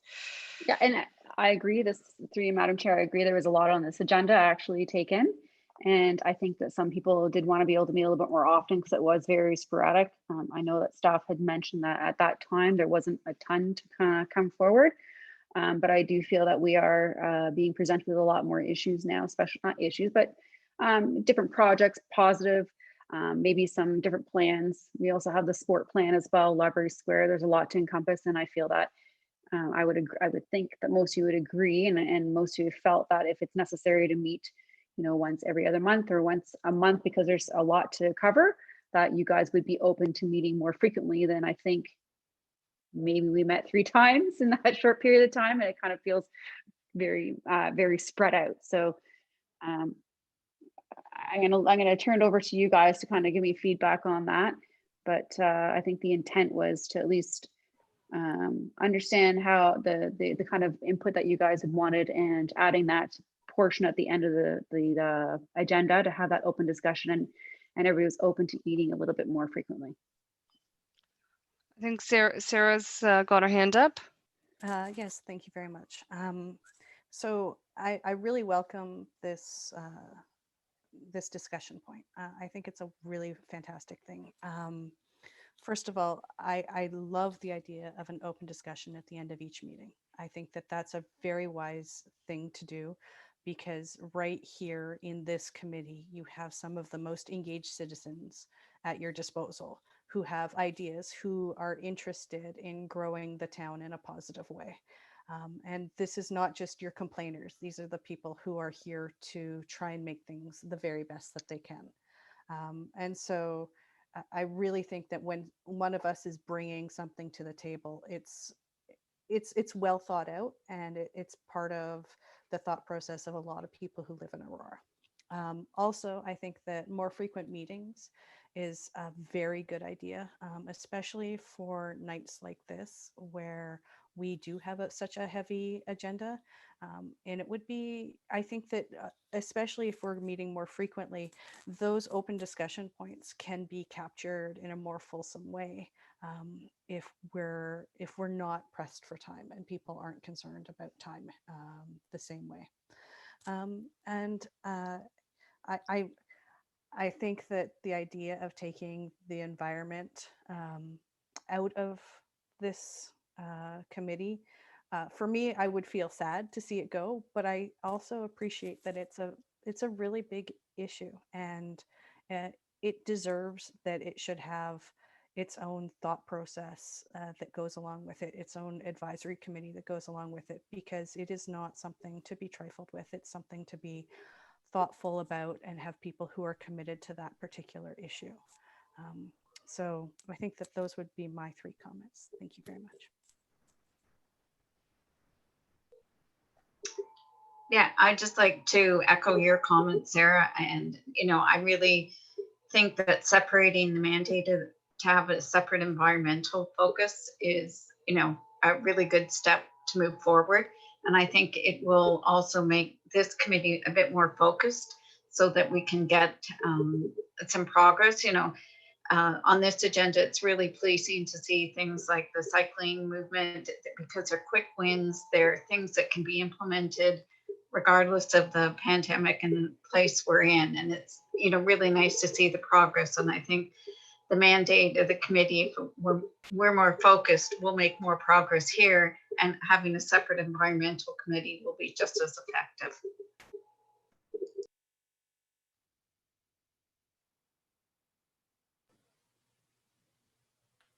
Just a short comment, just to say, I completely agree with everything that's been said. Sarah, Laura, Councillor Gilliland, I think we absolutely have so much content. We could be meeting every other month, particularly now where it's virtual. I think it's that much easier for us to do that as well. And definitely think that the environment, there's so much content for this committee that having a separate group focused on environment too, there's just so much content there between both that it's definitely worthwhile. So completely support everything that's been said.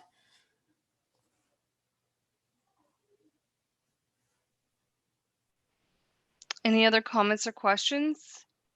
So I guess just to go ahead, Councillor. Yeah, I just wanted to, oops, am I still on? Yeah, I just wanted to circle up and say thank you for your support in identifying the environment. I really appreciate all of you for being engaged in this community advisory committee. It's so important hearing from everybody and moving forward. Having these open discussions at the end, perhaps there is some room to work with staff to allocate a certain amount of time, whether it be 5 minutes or 10 minutes at the end, to be able to suggest some comments to these master plans, just to kind of get those comments out there. Maybe that's a direction that we can go to. Yeah, just further to that, if it's okay, that's definitely one of the things that being on the environmental committee in the last round that I really appreciated and enjoyed about the committee is the kind of other business at the end, and being able to bring things forward. And sometimes we discuss whether this should be a motion that should be made and that kind of thing. And I just think that really kind of gets the great energy that this group has and the great ideas. And to your point, Sarah, all the engagement across the team, it gives everybody a chance to kind of bring these different opportunities forward. So I really appreciate the idea of being able to have that open discussion at the end.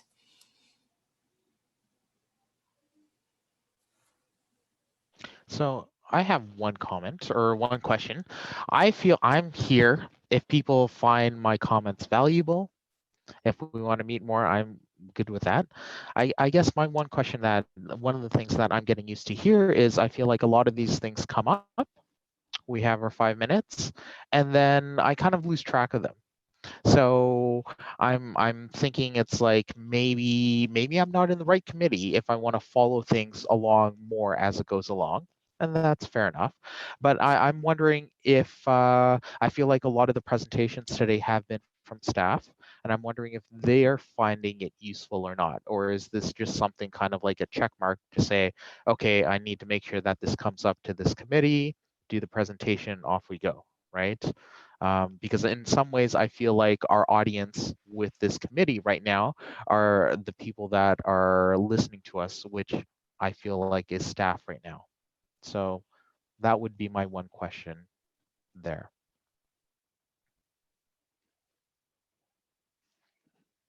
Can I just comment to that, or then maybe staff can make a comment as well? I understand where your question is coming from, and absolutely your comments are valuable to staff. I mean, that's why we bring it to the community advisory committees, and often it'll come to a committee before it comes to general council, because we do want your feedback, and staff will take your comments into consideration, and whether they apply them to the actual report and make those changes is subject to staff's professional opinion and recommendation, what they're doing their jobs. But definitely there's a lot of takeaways from the meetings that we're having today. And then hopefully when they do present that report to council, the feedback from the advisory committees are there for consideration and there for council to read up on as well. And often around council will ask whoever the liaison is, and ask councillor, like for instance, Councillor Humphreys, when you're on the Heritage Advisory Committee, what was the, your committee, how do they feel about that? And we can engage and ask those questions. And that really does help us get a pulse on the community and how they feel about a certain project or an issue or an initiative moving forward. So yeah, I really think there is a lot of value, and yes, staff is looking to you by giving you presentations and wanting feedback from you. So it does count. Hopefully that answers your question. I don't know No, if staff wants yeah, to chime absolutely. in. Yeah. So Jennifer, did you have a question or no? Okay, Sarah, go ahead. So that was something that we had discussed previously when, with regards to the circling back of the comments that were made and how they're being interpreted and if any changes are being made. Councillor Gillian has provided that verbally from time to time. For instance, with the sidewalks on Kitimat going forward, even though there was some pushback. Stuff like that, I think, is really important for us to know that the comments that we have made aren't just a check mark. And I think that sometimes it can feel like we are literally just a check mark of community consultation.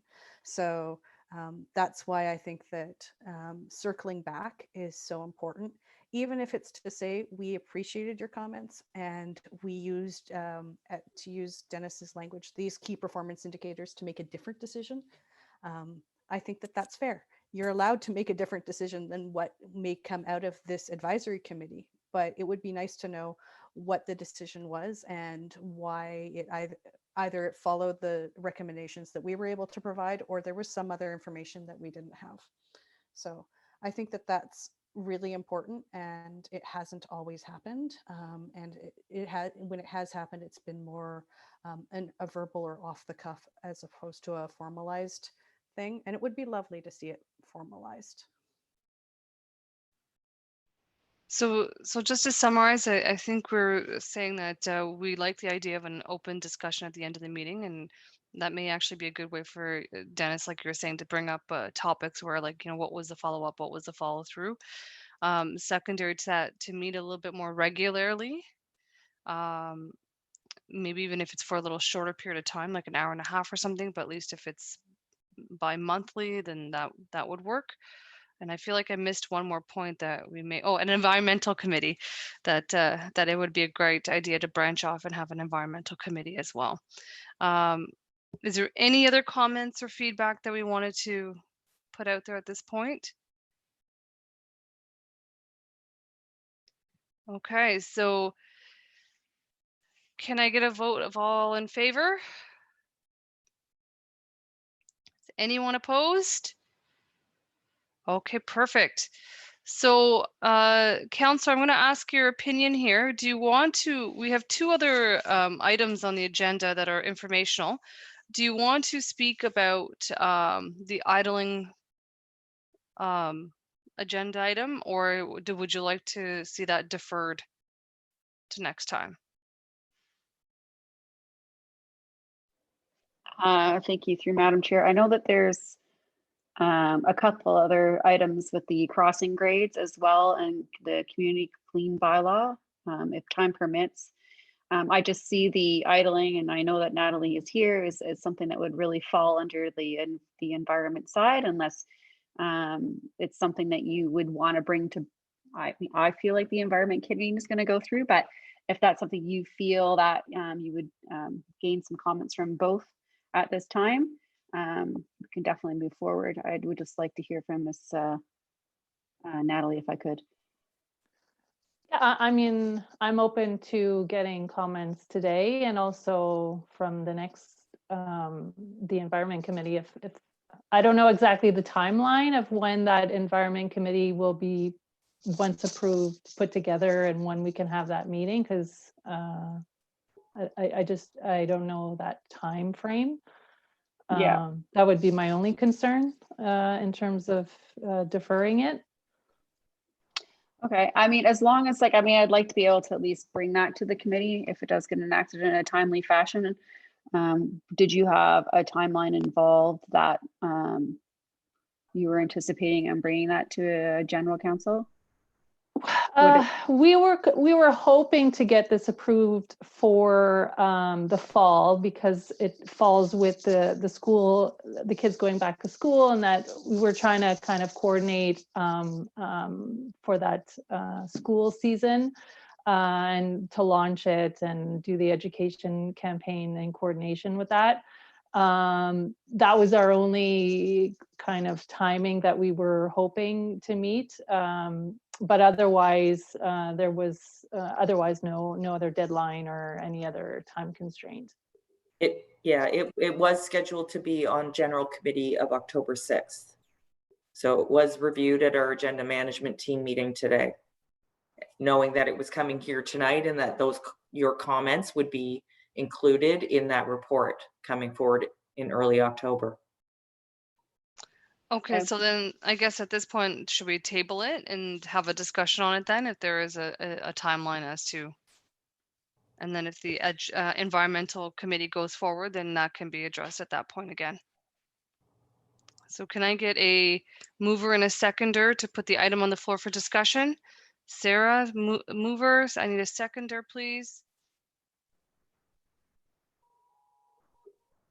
Laura, thank you. Laura, yeah. Thank you. Okay, is it Natalie? Did you want to give us some information about this? Sure. Before we discuss? Yeah. So thanks for having me. My name is Natalie Keel. I haven't met all of you until tonight, or some of you. So nice to finally meet you. I'm the Energy and Climate Change Analyst at the town. I was the one who worked on this report in conjunction with bylaw services and our communications team, who were very important in providing feedback and input into this policy. So this item is regarding the proposed anti-idling policy, which aims to limit unnecessary idling within the town limits. The proposed provisions limits vehicle idling to 5 minutes, and this is both for the public and also for town staff who are using town-owned vehicles. There are 2 exemptions under this policy. One is when continuous engine use is necessary for the basic function of equipment found on board in the vehicle, and when justified by weather conditions. The proposed policy provisions and exemptions are actually based on town's existing bylaws that are limiting idling. And those are specifically the noise bylaw and also the town parks bylaw. The implementation of the policy falls under 2 main education programs. One is for town staff driving town-owned vehicles, which will consist of an education and a training portion, and is being developed under a separate policy, which is the Green Fleet policy. The second education program is a public education campaign that consists of 3 main parts. The first is an initial townwide campaign. Then there'll be periodic and targeted campaigns, and also seasonal reminder campaigns. The policy focuses on an education first strategy. However, in cases when voluntary compliance is not achieved, bylaw services may utilize the offense and penalty provisions found under the noise bylaw or the town parks bylaw at their discretion. Finally, it's recommended that this policy gets reviewed in 2 years for any modifications, and also for the consideration of a freestanding bylaw to better align with neighboring municipalities. And that concludes the overview of the report. Sarah? Yes, thank you. Thank you very much through you, Madam Chair. First of all, I was very disappointed to see a 5-minute time instead of 2 minutes, as in many of our neighboring municipalities. I really do think that idling is not helpful, and most people are idling in order to continue to listen to the radio or stay slightly more comfortable until they exit their car, especially if you're talking about in school zones. Often you can sit in a car that has been turned off in January for 10 minutes and not feel like you are in a distress situation. So I really do think that that 5-minute mark is very generous and overly generous. And I did notice that many of the other this is one of the longest ones. Neighboring municipalities have either 2 minutes or 3 minutes. And I would love it to see something closer to 2. I think that also people will take advantage. So if you say 5 minutes, they'll interpret that as 10 or 15, as opposed to if you say 2, maybe they'll interpret it to 5. I do notice people idling in their vehicles, especially around schools, quite a bit. And that is troubling for me, but I'm not going to approach them and start an issue. The second thing was with regards to the fleet. And so I had a conversation while I was walking. So it was a comfortable enough temperature, though there was snow on the ground to be walking with an employee of Electra who was running his vehicle outside of a school and had been for more than 20 minutes. And I actually approached this particular person. I said, "You've been idling for more than 20 minutes. I think it's probably time to turn your vehicle off." He went, "This is my workplace. I'm keeping it on," very aggressively. Fine, I back away.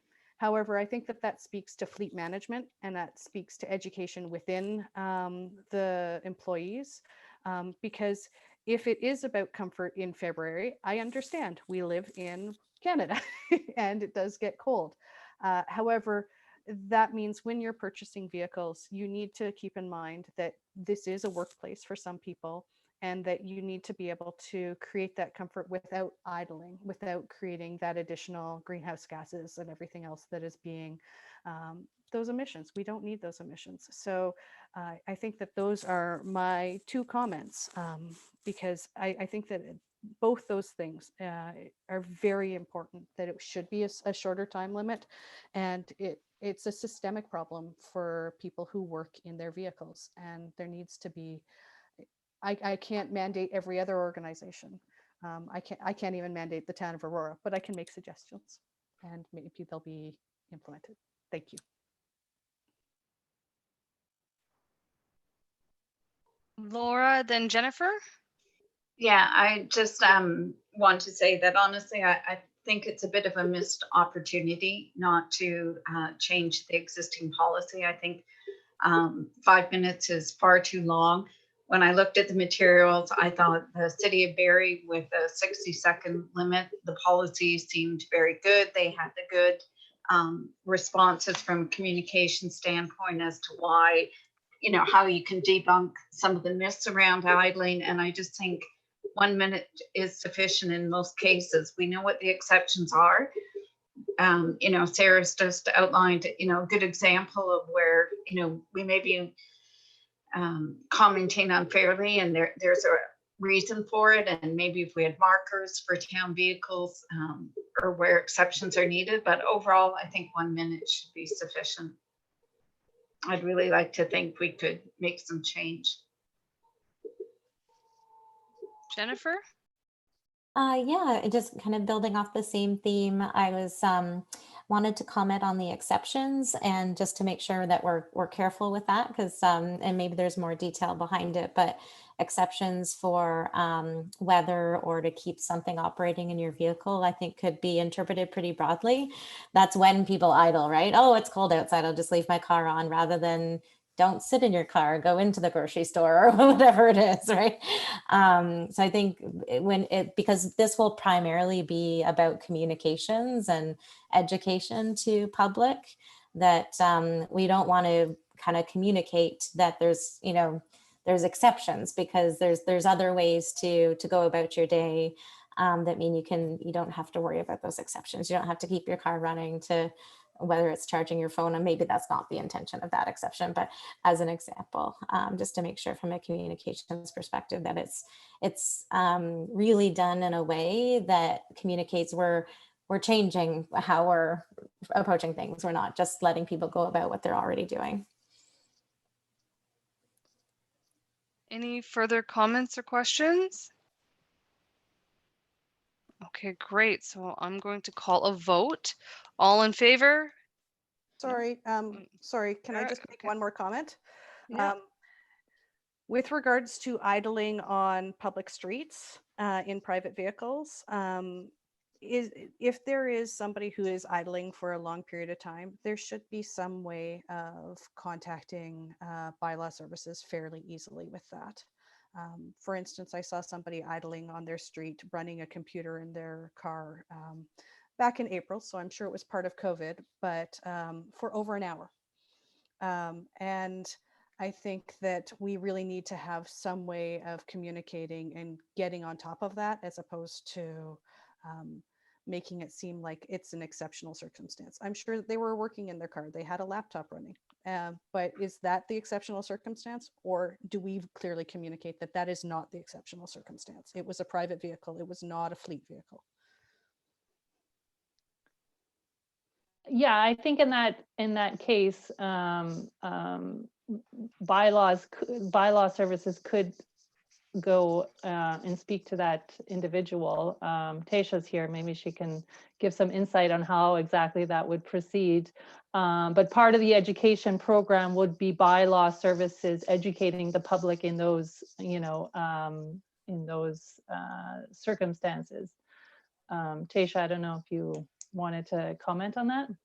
If we received a complaint and we had officers on duty, we don't have officers 24/7, but if we did, we would respond to that complaint depending on what other issues they're dealing with. And because if they're dealing with issues of public safety, take a priority. So we do have a prioritization of how we respond, but if we had staff on duty, we received the call and they were available, we would certainly attend and we would certainly educate. Education first. And typically we get a positive response when we educate. Well, I would say that education is fine. It's just clearly an education program needs to be out there for people like this. Yeah, absolutely. And what we were trying to do with this policy, there was two pieces that were really key to making it successful, or that we feel like it will be successful, is the education component that I mentioned, and that is described both in the policy itself and the report, on how we'll be doing some of that education, and bylaw services would be a big player in that, in providing on-site education first. Yeah, what was my other point? Yeah. It's okay. Lost my train of thought.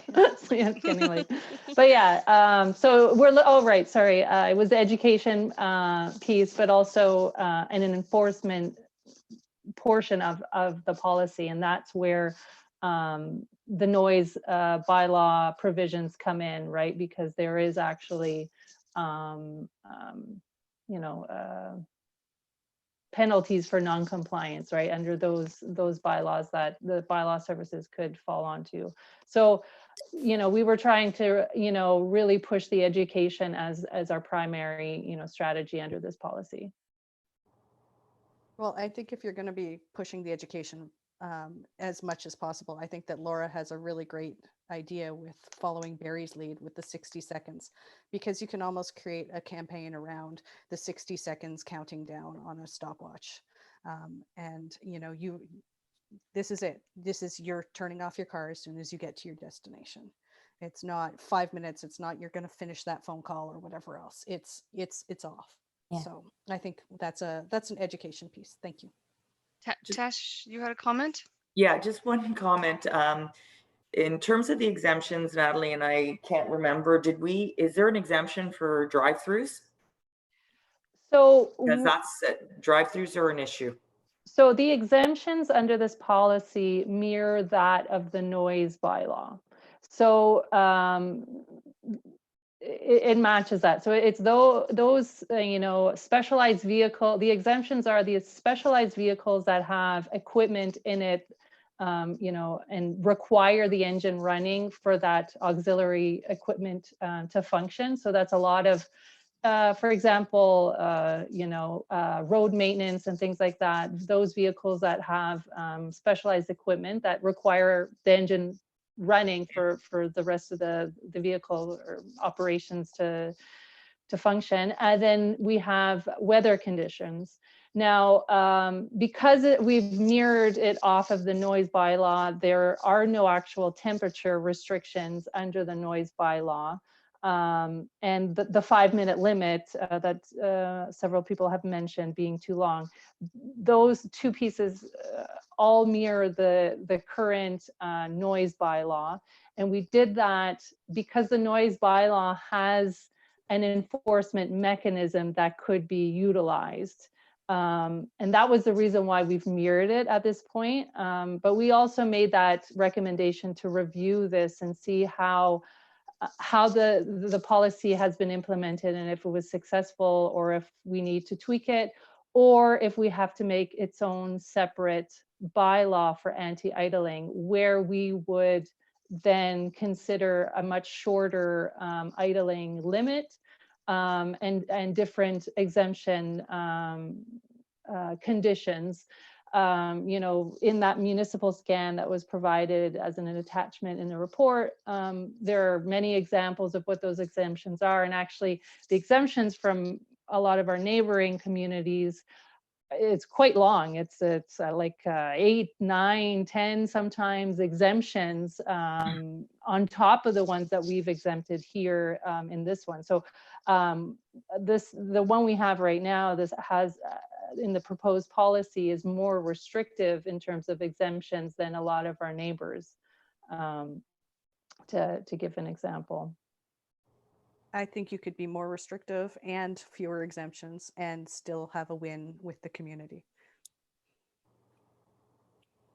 And just to be clear on the enforcement piece, as stated in the report that's attached, there are some legal challenges if we have to go to prosecutions. So there is some challenges in terms of prosecuting under the noise bylaw. Just a question to that. How have our the neighboring communities that have the 2-minute or 1-minute limits kind of gotten around that? How are they managing to do that? In terms of enforcement? Yeah. I can't speak to enforcement, but I know as a separate bylaw, they can, they've put together their anti-idling bylaws for the purpose of not idling, right? So that they're able to develop it from scratch, right? Whereas this policy, because it's mirroring an existing bylaw, we're restricted to the limitation of that existing bylaw. Yeah. Tasha, I don't know if you have some knowledge on the enforcement side from other municipalities, like that would have their own standalone bylaw. Well, I don't have actual statistics or data, but we do meet regularly as a group, and I think all of our bylaw services agree that anti-idling bylaws are a challenge to enforce. And to be honest, we don't get any complaints with respect to idling. Just in response to that, that's where I'm not an expert, but it feels like the win on this one is more communication and education than it is enforcement. Absolutely. So if it is about communication and education, it would be better to communicate a 2-minute or a 1-minute, because communicating a 5-minute, to me, I'd be like, oh, I can actually, I can idle. I never would leave my car for 5 minutes. So I don't think communicating a 5-minute will get us too much of a win. I think if it's more about communication, then we kind of like realize that it might be difficult to enforce, but it may be a benefit to having that standalone bylaw. Sorry, go ahead. I honestly think you could face a bit of backlash if you went out with a 5-minute time frame, because I think most people are more concerned about the environment you know, and I think enforcement really isn't the issue, as you said. It's really about, you know, and Tasha, you gave some examples really about leading through, you know, just education. And that's really first and foremost what we want to do is we want to drive behavioral change, but we want to drive it to a goal that really shows it's a sustainable policy from an environmental perspective. And I don't think 5 minutes is there. Dennis? I agree that we should be aspirational with this. But honestly, I think you guys are a really nice group because when I see a bylaw like this, I'm thinking there's no way you're going to catch me. And I will idle. And then when somebody makes a complaint, I'll say, oh, sorry, didn't know. But I feel like, and maybe I'm hoping that I'm the minority in the population, but I feel like you're trying to get to me because for the 90% where education will work, no worries, right? But because I work in public health and I'm thinking about this COVID response, it's not all the 90% of people that are staying at home right now, so physically distancing, that's the issue. It's the people that are saying, you know what, I'm crazy and my personal freedom is more important than the health of the community. So I'm going to go because it's okay, right? And I feel like that's kind of the paradigm, the analogy I'm thinking about for this. That yeah, really, it's the 5%, it's the 1% of people who are not going to listen to any type of education are the ones that we probably need to get to the most. And how would we get to them, especially if it's a complaint based, where by the time a complaint gets in and a bylaw officer is around, I'm long gone. So is there a different mechanism to kind of address that? Okay. Okay, so I'm just aware of the time, so I am going to call a vote to move this along. All in favor?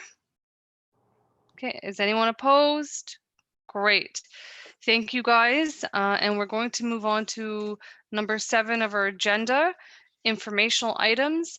We have 7.1, the pedestrian grade separated crossings and future priority crossings within Barry-Go rail corridor. May I have a mover and a seconder to put this item on the floor for discussion? I think Sarah we need to and defer to Dennis. I think we need to defer to the next meeting because we are at 9 o'clock. Okay. I don't think we're gonna get through the rest of these items. Okay. Are you sorry, Tesha? I was just going to say 7.2 is fast, is quick and easy. So we can do that one. Okay, do you want to defer? So can I get a mover and a seconder to defer the agenda item 7.1? Sarah and everyone else. And then 7.2, verbal update on from the Director of Corporate Services regarding the Clean Communities bylaw. May I have a mover and seconder to put that on the floor? Excuse me, Oh, sorry, Linda, go ahead. Did we have a vote on 7.1 for the deferral? Yes. No. Let's say Nope. Sarah and Jennifer. How's that? We did. And the deferral. And then a vote, please. Oh, sorry. A vote is, can we vote to pass that? A vote to defer, yeah. Defer, yes. Sorry. Is everyone in agreement? Anyone opposed? Sorry, Linda, I missed that piece. And then 7.2, a verbal update. May I have a mover and a seconder to place this item on the floor? Sarah and Laura. Go ahead, Tasha. So the Clean Communities bylaw was presented to the Community Advisory Committee in February. Comments were received. We presented the comments to council in our report. And the Clean Communities bylaw was passed in May, I think unanimously at council. And to date, we've had 287 service requests related to the Clean Communities bylaw, mostly long grass for graffiti complaints, but we've been working with property owners to resolve those. So it's been very successful. Great. So any comments or? Awesome, guys. So can I get a vote? Thank you for circling back. Yes. Yeah. Oh, yes. Thank you for letting us know what happened, right? Yep. So can I get a vote on that? All in favor? Anyone opposed? Great. So that we're going to go on to agenda number 8, adjournment. May I have a motion to adjourn? Moved by Jennifer, seconded by Sarah. All in favor? All right, no one's opposed.